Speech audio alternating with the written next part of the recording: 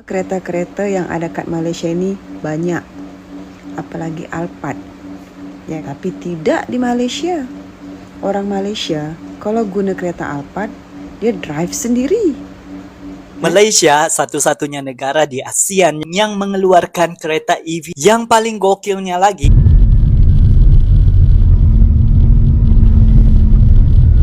So we're locals. We're locals. Local pride. Why is everybody sis and boss? Is it like a family? Akan ketatkan undang-undang untuk kereta luar terutamanya dari Kota aneh, ngapain ngurusin gedung kosong dijadiin tempat kreatif? Harusnya biarin aja terbengkalai biar jadi tempat ngelem. Ini apalah lagi? Kok bisa-bisanya ngasih ruang untuk anak muda untuk UMKM? Harus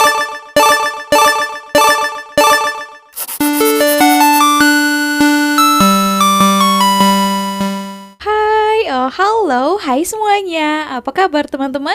Jumpa lagi ya bersama Sari di channel ini. Sari doakan dimanapun kalian berada, tetap diberikan kesehatan ya, dipermudahkan, dilancarkan apa saja yang kalian kerjakan. Amin. Oke teman-teman, nah kalau orang luar kan, tengok orang Malaysia di sini macam nampak tak ada kasta-kasta kan, macam perbedaan orang kaya dan terlampau miskin. Karena di Malaysia ini macam semua sama saja kan. Pergi restoran, orang yang biasa pun boleh makan dekat sana. Pergi restoran macam contohnya kedai mamak pun, orang yang pakai BMW, Merc, ya, kereta-kereta elektrik pun biasa makan kedai mamak je kan. Oke teman-teman, nah di video kali ini saya dah terjumpa salah seorang orang Indonesia ini. Dia rasa terkejut ya, kenapa di Malaysia ini yang pakai kereta mewah pun tapi drive sendiri. So kita bahas di video kali ini, dan nanti banyak juga video-video yang menarik yang lainnya kita bahas juga. So pastikan tontonnya sampai akhir ya. Oke, let's go. Cium. Guys, Caca nak cerita. Jenama kereta-kereta yang ada kat Malaysia ni banyak, apalagi Alphard. Ya kan? Kalau Alphard di tempat Caca tu, yang punya Alphard tu pasti gunakan driver, gunakan supir. Tapi tidak di Malaysia. Orang Malaysia kalau guna kereta Alphard, dia drive sendiri. Tak ada pun pakai supir, pakai driver. Contoh hari tu, Caca pergi ke hospital, belakang kereta Caca tu Alphard. Yang turun dari kereta Alphard tu pakcik-pakcik gunakan t-shirt. Tak ada pun pakai driver, tak ada pun pakai supir. Oke, so itu ya video pertama. Nah, memang macam itulah ya.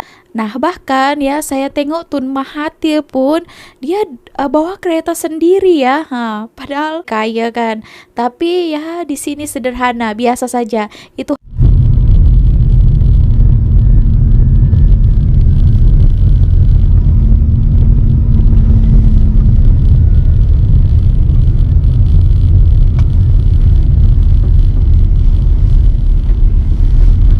itu hari Sultan juga pernah kan bawa kereta sendiri juga ketika dia pergi melawat banjir. Nah, di Malaysia ini dah biasa dah itu ya. Karena di sini ya, good job. Tadi dikatakannya pakai Alphard ya. So Alphard itu kalau di Malaysia ini banyak orang yang pakai karena dia size-nya besar ya. Nah, ada juga orang yang biasa pun pakai Alphard juga, Alphard, Fieldfire. Tapi kalau untuk di Indonesia yang saya tengok tak banyak sangat lah yang gunakan itu. Nah, kebanyakan yang gunakan itu adalah artis-artis ya, orang-orang kaya. Gitu. So dia terkejut lah ya. Bahkan di sini sekelas kereta Alphard pun bawa kereta sendiri, tak pakai driver katanya. Oke, so dia terkejut lah ya. Oke. Lagi ada kereta Proton terbaru. Ya, di sini saya ada tengok Proton IMAS 5 ya. Nah, memang wow, saya tengok juga harga yang mampu milik juga. Di sini dibuat Prem 56.800. Ini kereta elektrik tahu, premium 69.800. Ini orang-orang luar terkejut katanya melihat kereta Malaysia. Ini kereta elektrik ya. Wow. Oke. So, jom kita tengok reaksi daripada orang-orang luar ya. This is Malaysia's newest EV. EV ya, woi. Electric car tapi harganya Okay. murah ya. Malaysia's finest, cheapest EV in the market. So guys, this is the showroom. Check it out. Guys, ini gokil parah.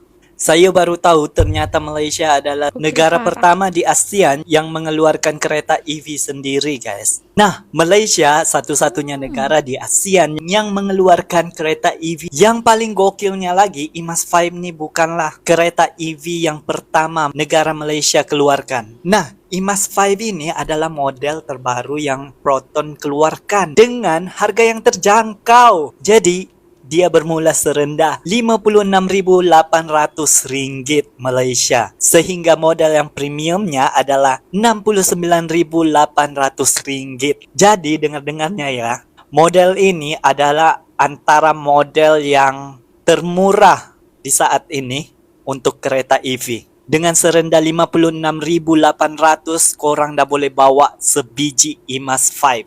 Tak cukup itu lagi, korang tak percaya? Nih, saya bagi contoh interiornya. Seperti dalam gambar nih. Ini interior depan, ya. Dan ini interior yang belakang.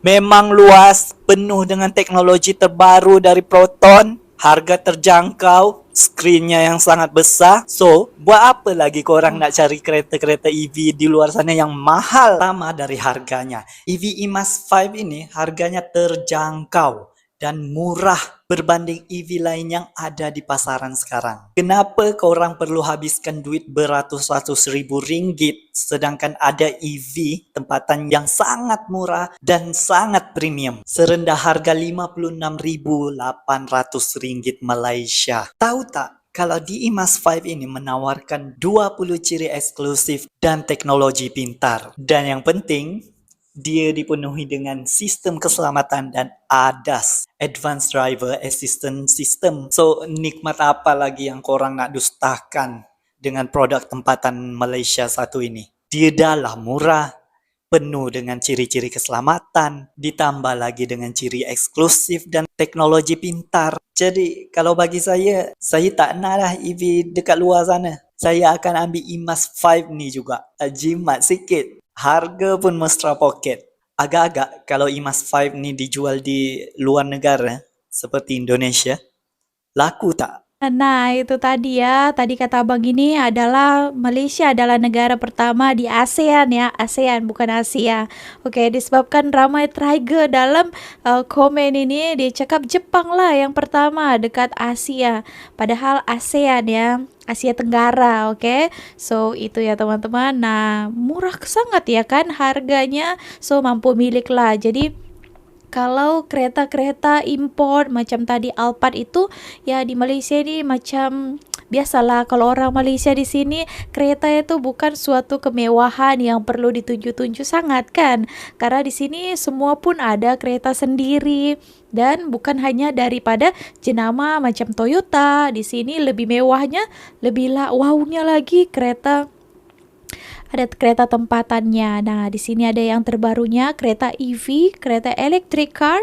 Nah, harganya pun mampu milik. Dekat luarnya kita nampak memang macam kereta-kereta mewah lah ya. Besar juga. Oke, terbaik ya. Wow. Nah, inilah Malaysia ya. Bukan sekedar cakap besar ya. Belum lagi terjadi. Tapi sudah ada pembuktiannya dan sudah dipasarkan. Gitulah yang terbaik kan. Tak perlu kita akan ada ini pada 2027 kita akan membuat mobil ini. Tapi last diam kan. Oke, tapi Malaysia ini dia orang diam saja, tunggu sudah jadi, nah baru dikeluarkan, dipasarkan. Nah, itulah yang bijak kan. Oke teman-teman, kita lanjut lagi. Negara aneh. Kok bisa-bisanya buat Negara kolam aneh. renang besar gratis untuk rakyatnya. Taman bermain sebesar ini pun gratis. Negara macam apa ini? Kok dia nggak mikirin perasaan tukang parkir liar, orang-orang yang bisa ngambil pungli dari wisata? Apa dia juga nggak mikirin perasaan para pejabat yang pengen ganti mobil dinas baru, rumah baru? Anggaran buat fasilitas kayak gini pasti besar. Harusnya dikasih ke mereka para pejabat. Masa dikasih ke rakyat? Luar biasa ya negara ini. Kota aneh. Ngapain ngurusin gedung kosong dijadiin tempat kreatif? Harusnya biarin aja terbengkalai biar jadi tempat ngelem. Ini apalah lagi? Kok bisa-bisanya ngasih ruang untuk anak muda untuk UMKM? Harusnya biar aja mereka nganggur. Kalau nganggur kan jadinya kecanduan judol, pinjol, jadi rayap besi sampai kepala Itu di benjol. Konoha, Kota Bang. macam apa ini buat toko buku? Estetik yang gratis foto-foto kayak gini. Nanti rakyatnya jadi rajin baca, jadi pintar, jadi kritis. Nggak bisa lagi dibodoh-bodohi waktu pemilu. Ditipu janji tikus berdasi tiap 5 tahun sekali. Harusnya biarin aja rakyatnya jadi siluman pipet biar makin tinggi. Jangan kasih lapangan kerja biar rakyatnya lari ke Kamboja. Nah, tadi katanya kota aneh, gedung terbengkalai jadi keren gini. Kota aneh katanya buat kolam renang gratis untuk rakyat. Oke, nah yang dijelaskan itu adalah sindiran sebenarnya ya. Sindiran untuk negeri Konoha. Negeri yang terbolak-balik katanya. Negeri Konoha, negeri kebolak-balik. Oke, nah ya sebenarnya itu tadi ungkapan dia tuh secara tidak langsung ya. Dia mau nyindir juga negara kami gitu.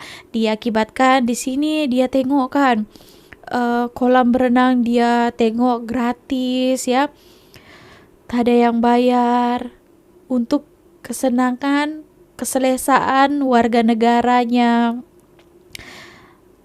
Sedangkan ya di tempat kami tuh mungkin tadi dia agak apa sedikit ya. Kalau mungkin di tempat kami tuh boleh dijadikan pungli, boleh harusnya dibayarkan. Jadi orang-orang oknum-oknum itu boleh ambil uang, parkir ilegal. Tapi ini bukan negeri Konoha ya bang, ini adalah Malaysia. Nah inilah yang bagusnya kan, kerajaannya pun mementingkan kepentingan rakyatnya. Nah bukan hanya mengambil uang rakyat ya, tikus berdasi yang suka mengambil uang rakyat, hak rakyat ya. Nah itulah bedanya negara ini ya.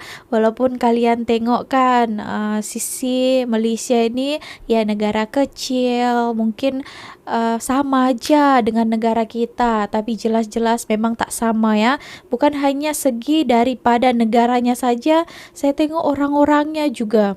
Nah kenapa saya katakan macam itu ya, itu hari pernah saya reaction kan dekat masjid. Dekat mana tuh ya, tak silap saya. Nah baru saja dibuat playground untuk budak-budak. Playground tau. Nah 1 hari ke 2 hari saja sudah rusak ya, dibuat anak-anak itu, orang dewasa yang ikut bermain. Mereka tak saling menjaga. Sudah diberikan tapi mereka tidak jaga.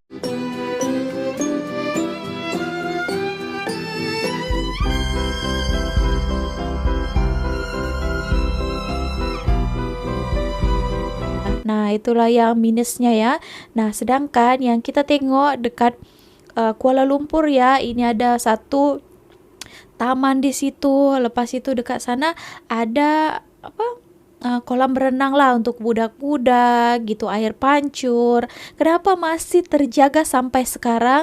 Diakibatkan ya orang-orangnya, orang-orang Malaysia yang ikut mereka, karena mereka tahu itu adalah punya mereka. Bukan hanya sekedar gratis, tapi itu punya mereka ya, punya negara ya, otomatis punya negara, punya rakyat juga kan. So mereka juga jaga benda-benda yang ada di sana, jaga kebersihan ya, dan sebagainya. Nah itulah yang membedakannya ya. Di Indonesia harus bayar mahal, tapi di Malaysia kamu tinggal masuk aja. Yuk aku tunjukin tempatnya. Culture shock aku pas pertama kali aku ke Malaysia. Taman anak di tengah kota sebagus ini di Malaysia Taman seluas dan sebersih ini, rapi dan ada playgroundnya, semuanya bisa kamu akses dengan gratis. Kalau di Indonesia, tempat begini tuh biasanya berbayar dan ada di dalam mall, bahkan kadang dihitung per jam. Dan gak semua keluarga tuh bisa afford buat bawa anak mereka setiap minggu. Dan ada satu tempat lagi nih di TRX Mall, taman dengan rooftop dan playground modern, rumput hijau buat duduk, dan semua ini bisa kamu akses dengan gratis juga. Menurut aku, spot kayak gini tuh nunjukin satu hal, Malaysia tuh bukan cuma indah, tapi juga peduli sama rakyatnya. Bikin aku paham kenapa banyak orang bangga jadi warga Malaysia.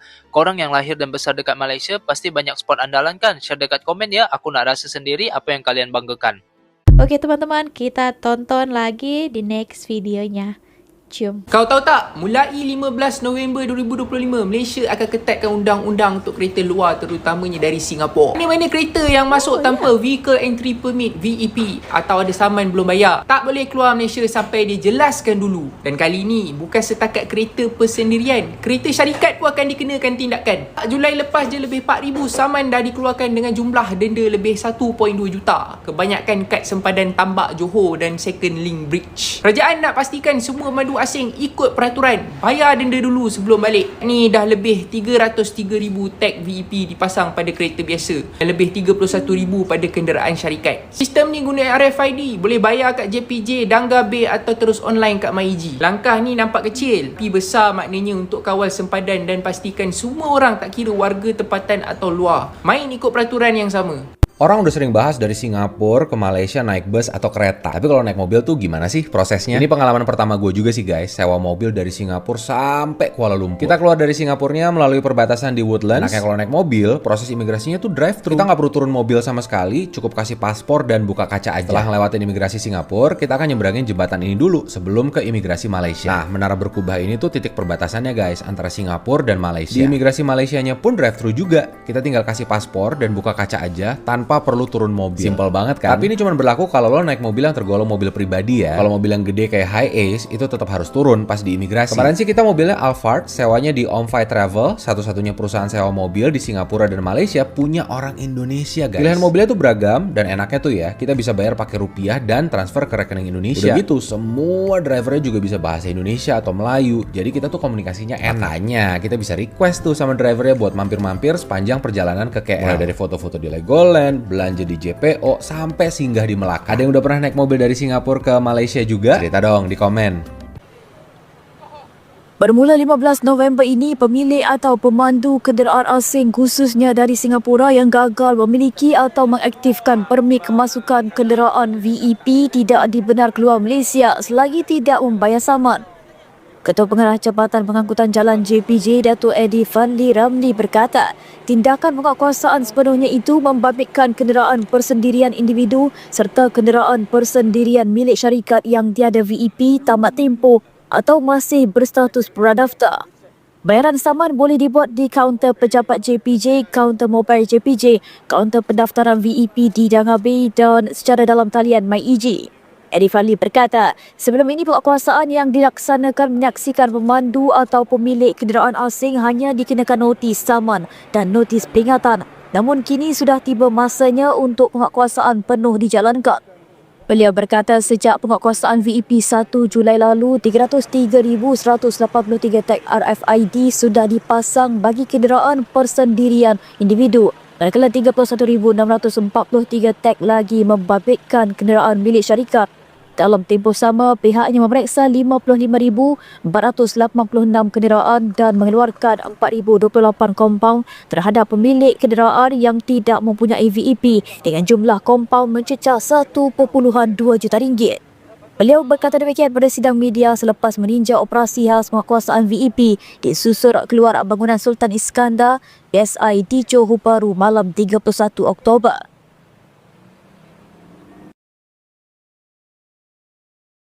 Oke teman-teman, nah kebetulan saya ada tengok lah ya, dapat tadi tu video, lepas saya cari tahu lah, katanya di sini bermula 15 November. So 15 November beberapa hari lagi ya, pemilik atau pemandu kendaraan asing khususnya daripada Singapura Oke, yang gagal memiliki atau mengaktifkan permit kemasukan kendaraan tidak dibenarkan keluar Malaysia selagi tidak membayar saman.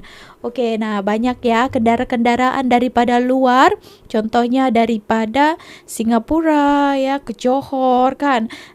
Kalau Indonesia itu banyak ke Borneo lah ya, ke Sarawak gitu. Oke, tapi ini katanya khususnya daripada Singapura. So mungkin kalau dia berkendara di Malaysia ini mungkin banyak saman ya, ada mungkin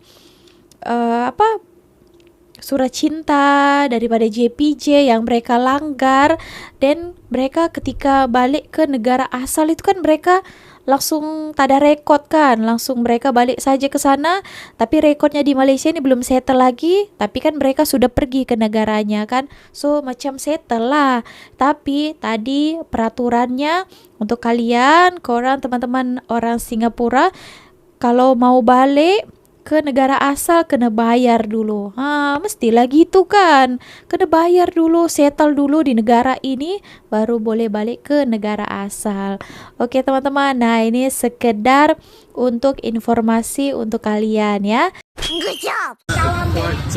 We're locals. Local price.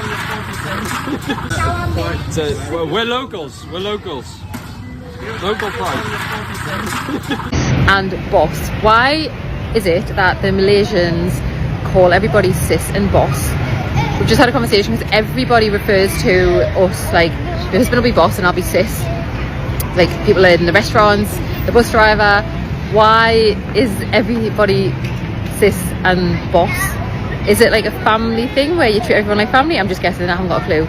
Or is there a different meaning? Because we're so confused because everyone always calls us sis and boss everywhere. Oke, so satu-satu ya. Tadi itu Mas Saleh ini katanya dia cakap I'm local katanya, saya adalah Malaysian gitu ya kepada peniaga di sana. So bagilah local price ya, Malaysian price ya. Oke, so di sini saya mau bagi tahu juga untuk mungkin bukan dia ya ataupun orang asing lainnya yang menonton video ini.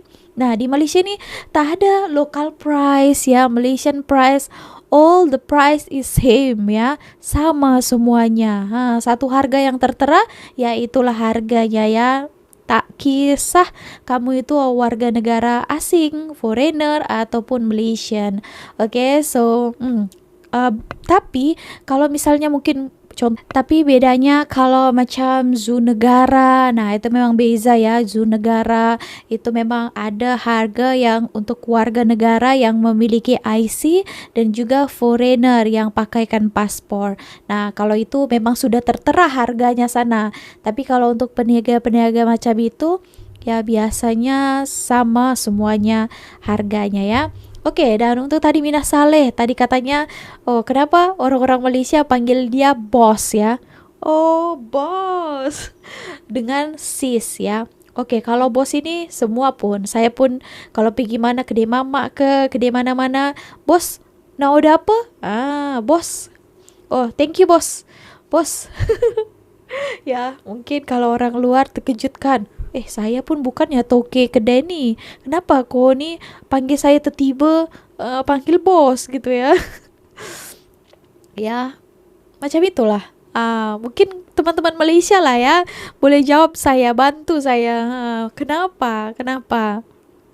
Oke, boleh komen ya. Oke teman-teman, nah itu tadi video-video yang sudah kita reactionkan bersama-sama. So bagaimana pandangan kalian? Boleh berikan komentarnya di bawah. Oke, so terima kasih telah menonton video ini sampai akhir. Jangan lupa subscribe ya, karena orang ada tanya, Sari kenapa subscriber kamu itu masih 130.000 saja? Kenapa tak tambah-tambah? Inilah korang ini tonton saja tapi tak subscribe. Raju. Oke, so itu aja video kali ini. Terima kasih telah menonton. See you on my next video.